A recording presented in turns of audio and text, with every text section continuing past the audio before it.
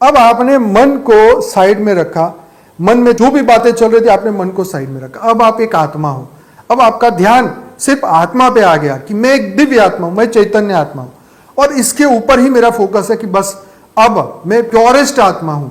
अब मैंने इस ध्यान में आत्मा स्वरूप में रह के जो संकल्प कर लिया, तो अब वो कार्य मन को करना पड़ेगा। मन एक प्रोसेसर है, मन में ये हमने डाल दिया कि मैं तो एक दिव्य आत्मा हूं।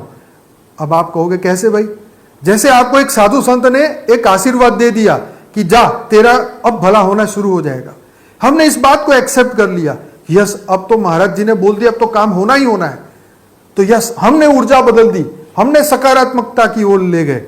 लेकिन उस सकारात्मक ऊर्जा को पाने के लिए हमें महाराज जी का सहारा लेना पड़ा। तो वो सहारा हमें फोकस बदलने में मदद मिली, हमें गुरुओं के आशीर्वाद से मदद मिलती है। हम वो आशीर्वाद से अपना पूरा फोकस बदल लेते हैं, क्योंकि हमें एक आदत पड़ी है कि हम अपनी, क्योंकि हम मन से बाहर नहीं निकलते, इसलिए हमें किसी और की, जो दिव्य आत्माओं की हमें जरूरत पड़ती है, उनके आशीर्वाद की जरूरत पड़ती है, हमें उनसे फोकस लेना पड़ता है ध्यान को बदलने के लिए। तो भगवान कृष्ण ने बोला अर्जुन को कि तू तो विश्व परिवर्तक आत्मा है, तू तो दुनिया का कल्याण करने वाली आत्मा है, तू सिद्ध बन जा, तू मुनि बन जा, तू स्थित प्रज्ञ बन जा। तो जब तू स्थित प्रज्ञ बनेगा तो सुख दुख से परे हो जाएगा। देखो उसने अपनी ड्यूटी की और हजारों लोगों का कत्लेआम हो गया, हजारों लोगों को मार दिया गया, लेकिन तनिक भी उसको पाप कर्म नहीं लगा। एक सामान्य मनुष्य किसी को मार देता है तो उसको फांसी तक लग जाती है, लेकिन उसने कर्म बंधन सच्ची उसने ड्यूटी की तो उसको भगवान ने पाप नहीं लगाया। तो ऐसे ही अगर हम अपने कर्म को, अपने बंधनों को अपनी ड्यूटी समझ के करते रहे तो पाप कर्म होगा ही नहीं।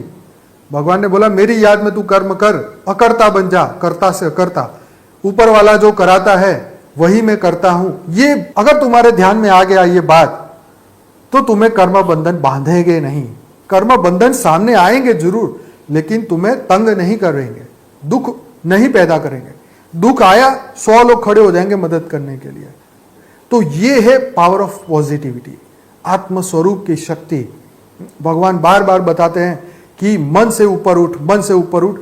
तो ये अभ्यास आपको करना होगा, और ये अभ्यास करते करते करते करते हर दिन बदलेगा, मन बदलेगा। कोई कहता है यार हमारा मन तो कभी बदल ही नहीं सकता, हम तो ये बुराइयां छोड़ ही नहीं सकते।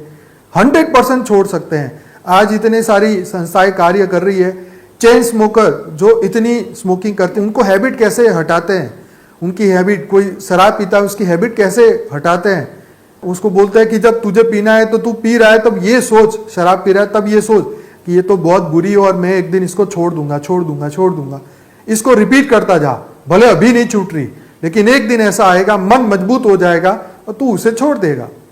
तो ऐसे ही मैं सकारात्मक आत्मा हूं, दिव्य आत्मा हूं, चैतन्य आत्मा हूं, मैं देवात्मा हूं, मैं जागृत आत्मा हूं, मैं ब्रह्म स्वरूप आत्मा हूं। क्या ये बनना इम्पॉसिबल है? डेफिनेटली पॉसिबल है।